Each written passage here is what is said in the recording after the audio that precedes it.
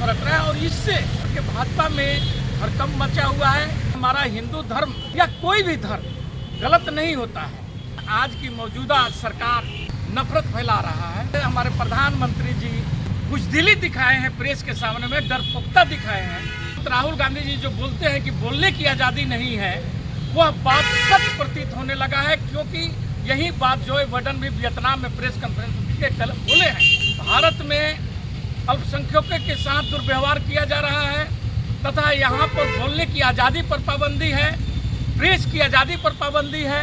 इसे पूर्वक लड़का पीठ थपथपा करके लोगों को ये दिखाने का कि इनसे हमारा बहुत अच्छा ताल्लुकात है। ये बुज़दिली और डरपोकता का जो आपने मिसाल कायम किया है, यह बहुत ही दुखद है। हिंदू, मुस्लिम, सिख, ईसाई सभी आपस में भाई भाई बन करके रहते हैं। जब से बीजेपी आई है तब से नफरत जैसा माहौल बना हुआ है। जो कि 4000 किलोमीटर का यात्रा आज तक कोई देश के अंदर में नहीं किया था। पहला ऐसा व्यक्ति है राहुल जी जो इतना यात्रा करने के बाद भी सुखद अनुभव किए। उनका विशाल जनसमूह देख करके एनडीए के नेता लोग घबरा गए हैं, मोदी जी घबरा गए हैं। वियतनाम में प्रेस वार्ता के दौरान जो बाइडेन ने स्पष्ट रूप से कह दी और उन्होंने जो बात की, उसमें प्रमुख बातें थी। पहली बात था ह्यूमन राइट्स को लेकर, यानी मानव अधिकार को लेकर, और दूसरा महत्वपूर्ण था सिविल सोसाइटी को लेकर, और तीसरा महत्वपूर्ण था प्रेस की स्वतंत्रता को लेकर। G20 में छनकर आ रही है कि चाइना के साथ जो प्रतिनिधि मंडल आया था उसके साथ एक बैग आई थी, जिस बैग को भारत की खुफिया एजेंसी और पुलिस ने जब उसको रोका और उसकी चेकिंग करने की कोशिश की तो चाइना ने इनकार कर दिया। बोला मैं इसकी चेकिंग नहीं कराऊंगा, चाहे जो हो जाए। बड़ी मान मनोबल के बाद जब प्रतिनिधि मंडल वापस जब दूतावास में गए तो वहाँ पर उसके बारे में क्या हुआ ये स्पष्ट तो नहीं है, लेकिन बाद में सभी लोगों ने आके जांच करवाई। तो सवाल यह खड़ा है कि उस ब्रीफकेस में था क्या, भारत की जनता जानना चाहती है। आज हम दर्शकों के बीच मौजूद हैं प्रदेश कांग्रेस के सचिव रवि रंजन सिंह जी, सामाजिक कार्यकर्ता MK आज़ाद जी और धनबाद जिला कांग्रेस के वरीय उपाध्यक्ष श्री रामचंद्र शर्मा जी। आज दर्शकों के लिए विषय है जहां एक तरफ G20 अपने आप में एक धमाल मचा रही है, वहीं उस पर प्रहार कर रही है माननीय श्री राहुल गांधी जी का भारत जोड़ो यात्रा। आप तीनों से हम जानना चाहेंगे, और हम ही नहीं आज कोयलांचल वासी पूरे देश के लोग जानना चाहेंगे कि 2024 किसका होगा और किस तरह से देख रहे हैं 2024 को। सबसे पहले हम आएंगे रवि रंजन जी, कृपया प्रकाश डालें।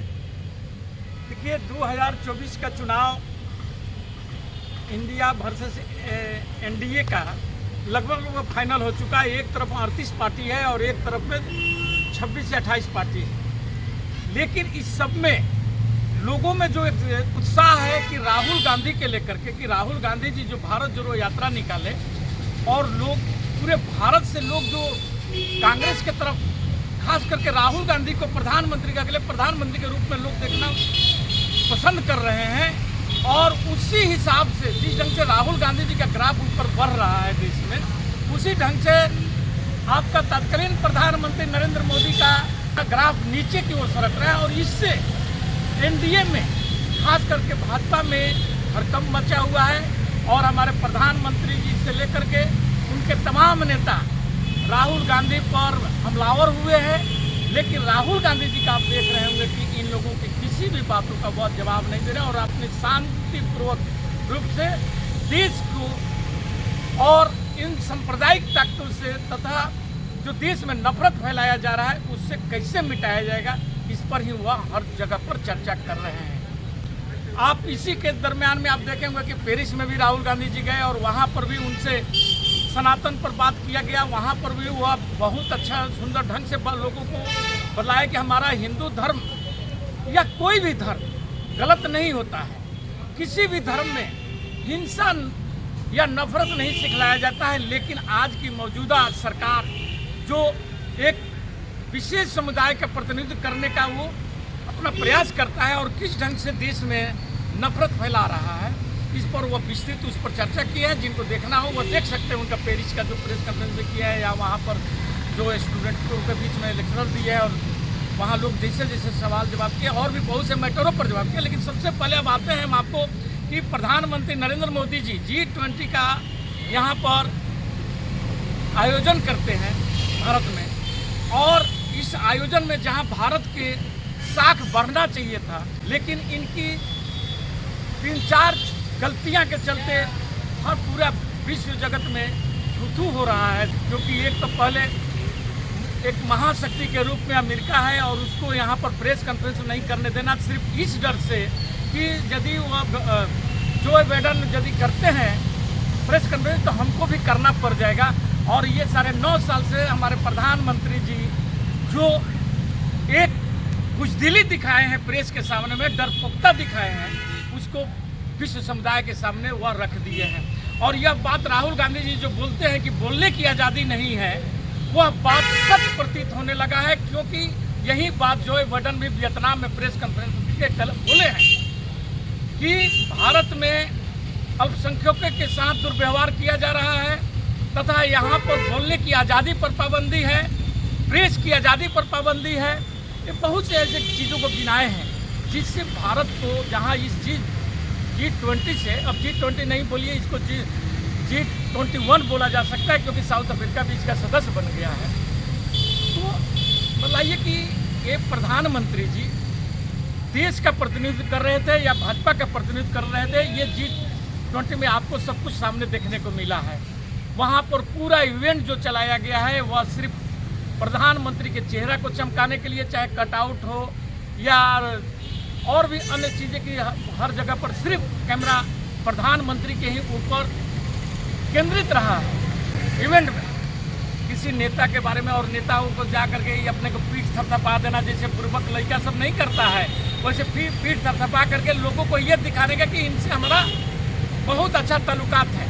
यदि अच्छा ही ताल्लुकात था तो सब आपका भंडाफोड़ क्यों?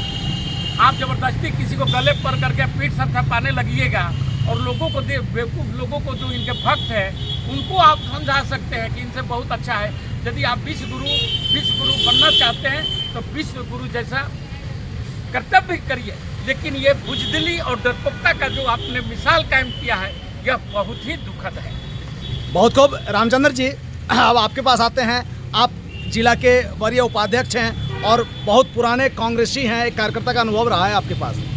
जैसे कि इन्होंने कहा कि प्रधानमंत्री जी का एक गलती जो प्रेस वार्ता नहीं करने देना, आज पूरा देश देख रही है कि 4000 करोड़ का खर्च, ब्रिटेन के प्रधानमंत्री को दामाद बनाना, सोने चांदी के प्लेट में खाना खिलाना, इतने विदेशी मेहमानों का लाल सत्कार स्वागत, क्या ये 2024 प्रभाव नहीं करेगा? देखिए, भारत एक बहुसंख्यक देश है। यहाँ पर सभी धर्मों के लोग रहते हैं और हिंदू, मुस्लिम, सिख, ईसाई सभी आपस में भाई भाई बन करके रहते हैं। बिल्कुल। जब से बीजेपी आई है तब से नफरत जैसा माहौल बना हुआ है देश में। लेकिन कांग्रेस इस नफरत को भुनाने के चक्कर में नहीं कभी रहा। कांग्रेस अपना कार्यक्रम पर जोर देता है। ये लोगों की सुविधा, गरीब जनता की सुविधा, व्यक्ति की सुविधा, आज तक कांग्रेस हर सुविधा को जन जन तक पहुंचाने का कार्यक्रम शुरू से लागू किए हुए। आज भी राहुल जी के नेतृत्व में, माननीय सोनिया जी के नेतृत्व में, माननीय खड़गे साहब के नेतृत्व में, माननीय हम लोग के प्रदेश अध्यक्ष राजेश ठाकुर के नेतृत्व में, माननीय जो भी लीडर हैं हमारे कांग्रेस के, कार्यकर्ता है कांग्रेस के, हमेशा हम लोग को निर्देश आता है राष्ट्रीय स्तर पर कि जाइए गरीब के गांव-गांव तक पहुंचिए और आप सबको सुविधा, जो कांग्रेस का चलाया हुआ कार्यक्रम है, आज तक उसी कार्यक्रम को अलग से आगे नहीं बढ़ाया गया है।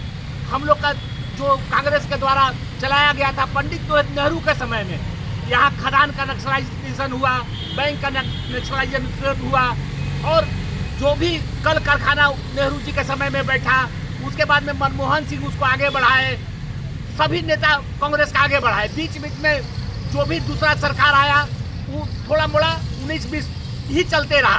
कांग्रेस का जो कार्यक्रम था जिसमें गरीब को जन सुविधा के रूप में कार्ड के द्वारा सब सामान मिलता था, राशन मिलता था, उसमें बहुत सारा राशन जैसे चावल, दाल, तेल, किरासन तेल उस समय हम लोग को हर घर में 5 लीटर करके मिलता था। आज किरासन तेल गायब हो गया, किसी को पता नहीं है कि उतना किरासन तेल कहाँ गया। जनता को कुछ भी सुख सुविधा से धीरे धीरे कटौती हो रहा है, टैक्स लोग को बढ़ते जा रहा है और जनता का सुविधा घटते जा रहा है। ये कार्यक्रम कांग्रेस के द्वारा चलाया जा रहा है कि आप लोग गांव-गांव में जाइए, गरीब जनता को, भाई को, उद्योगपति को, व्यवसायी को, छोटे मोटे रिक्शा चालक से लेकर के बड़े बड़े हवाई जहाज चालक को भी बताइए कि आज जो कांग्रेस का कार्यक्रम है उससे जुड़िए। अगर कांग्रेस का कार्यक्रम आगे बढ़ा तो देश अपने आप आगे बढ़ने लगेगा। बढ़ता आया है, भारत का लोग मेहनती है और आज अपने मेहनत के बल पर भारत आगे बढ़ रहा है। हम लोग का कार्यक्रम को देखते हुए हम लोग को उम्मीद ही नहीं, विश्वास है कि जो 24 में आने वाला चुनाव है उसमें हम लोग का जो गठबंधन है वो भारी बहुमत से विजयी बनेंगे और हमारे देश का प्रधानमंत्री राहुल गांधी ही बनेंगे। हमको विश्वास है, हर नेता राहुल जी को आजकल मानने लगा है, क्योंकि 4000 किलोमीटर का यात्रा आज तक कोई देश के अंदर में नहीं किया था। पहला ऐसा व्यक्ति है राहुल जी जो इतना यात्रा करने के बाद भी सुखद अनुभव किए और जगह जगह कोई होटल में नहीं ठहरे, वो कंटेनर में रुके और गरीब जनता से मिलते रहे। और उनका विशाल जनसमूह देख करके एनडीए के नेता लोग घबरा गए हैं, मोदी जी घबरा गए हैं कि कांग्रेस जन जन तक पहुंच रहा है। और वो कार्यक्रम हम लोग को हर राज्य में चला, झारखंड में विशेषकर चला, धनबाद में चला, पूरा देश में चल रहा है। राहुल जी का कार्यक्रम को देखते हुए हमको पूरा विश्वास है कि 24 में कांग्रेस का गठबंधन हम लोग का वो आएगा। निश्चित तौर पर आना भी चाहिए। 70 साल की अनुभवी पार्टी सत्ता में काबिज एक सफल अनुभव है। मेरा प्रश्न था कि ये जो मेहमानों का लाव लश्कर, उनका सम्मान, आज देश में 4000 करोड़ का खर्चा, क्या इससे भी कमल नहीं खिल पाएगा 24 में? हमको पूर्ण विश्वास है कि इससे कमल नहीं खिल पाएगा। ये एगो अंतर्राष्ट्रीय मीटिंग था, मतलब जो भी पैसा इतना ज़्यादा खर्च किया गया, जो जनता का टैक्स पेयर का पैसा खर्चा किया गया, ये उसके अनुकूल नहीं था।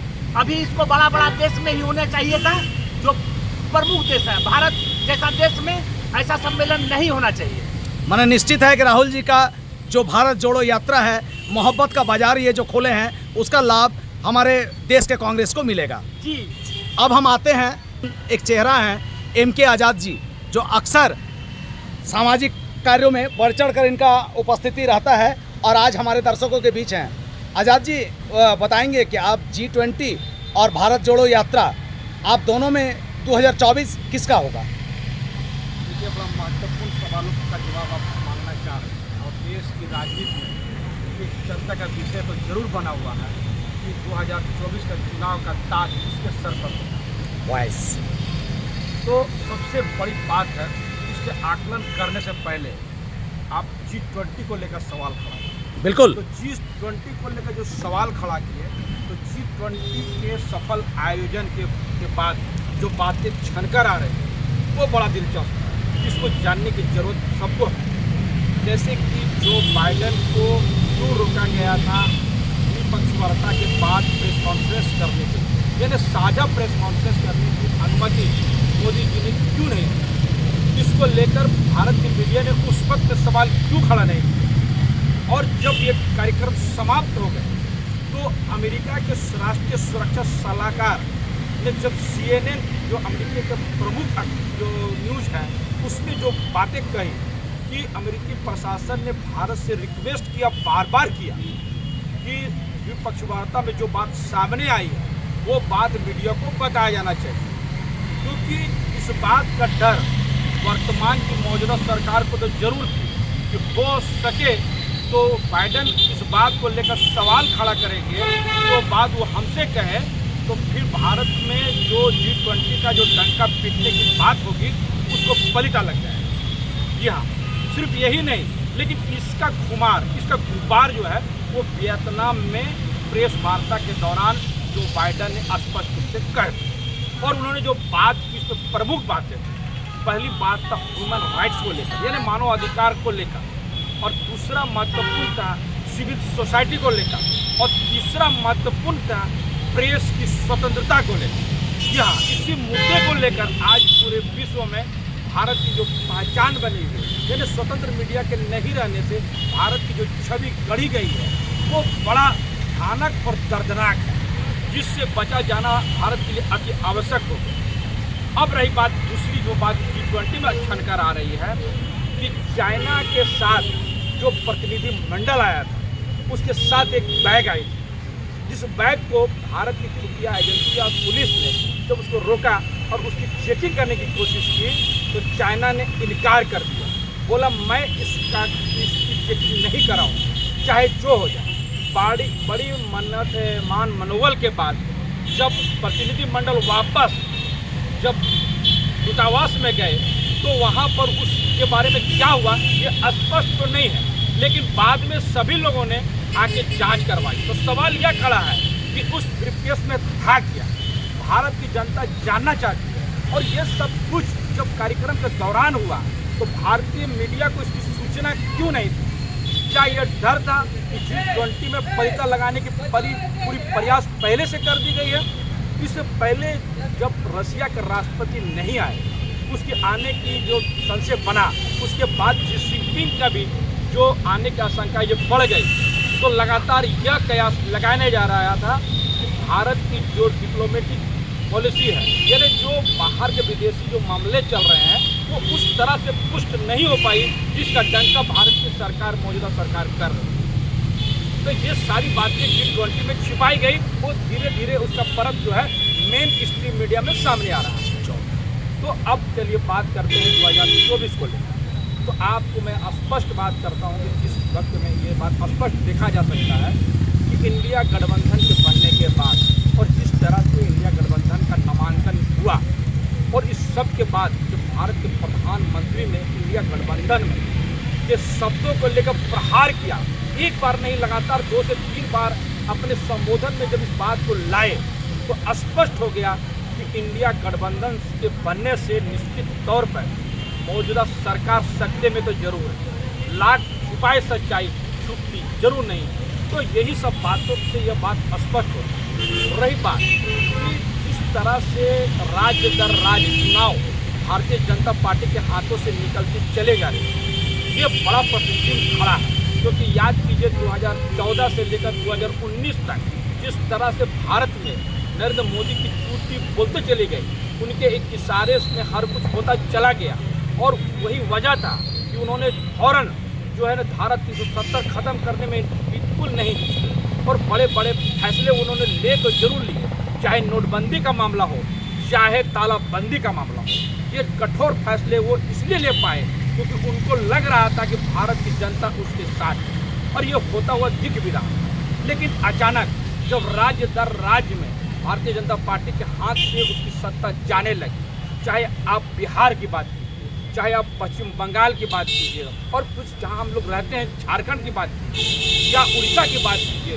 तमिलनाडु की बात कीजिए, केरला की बात कीजिए और तो और मध्य प्रदेश, छत्तीसगढ़ और राजस्थान की बात कीजिए, तमाम जगह और वक्त की बात किया जाए तो रिसेंट में हिमाचल और कर्नाटक की बात किया जाए तो लगातार भारतीय जनता पार्टी को राज्यों में जिस तरह से हार मिलते चले जा रही है और मोदी जी का चुनाव स्ट्राइक रेट में जो समस्या पैदा हो गई, यानी उसकी स्ट्राइक में जो कमी देखी गई, ये निश्चित तौर पे मौजूदा सरकार की खतरे की घंटी जरूर बजा रही है। और इंडिया गठबंधन के बाद जिस तरह से जो लोग तमाम विरोधों के बाद, यानी अगर बात किया जाए तो गठबंधन में ममता बनर्जी का वाम दलों से तालमेल न बैठना, कांग्रेस का आप पार्टी से तालमेल नहीं बैठना, औपचारिक बातें तो जरूर थी और कई मुद्दों को भुलाकर जब दक्षिण की पार्टियां जब वर्तमान के मौजूदा इंडिया गठबंधन में चली आई तो बड़ी लंबी लकीरें तो जरूर खींची और इसी की बानगी है कि इस वक्त में इंडिया गठबंधन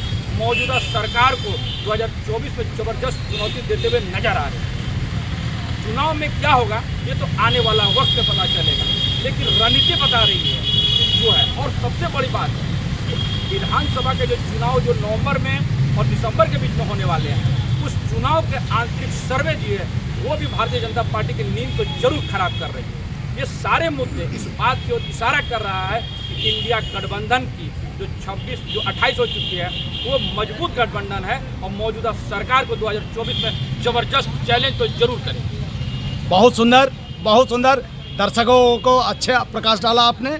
चलिए इसी के साथ हम इस बात को समाप्त करते हैं। धन्यवाद।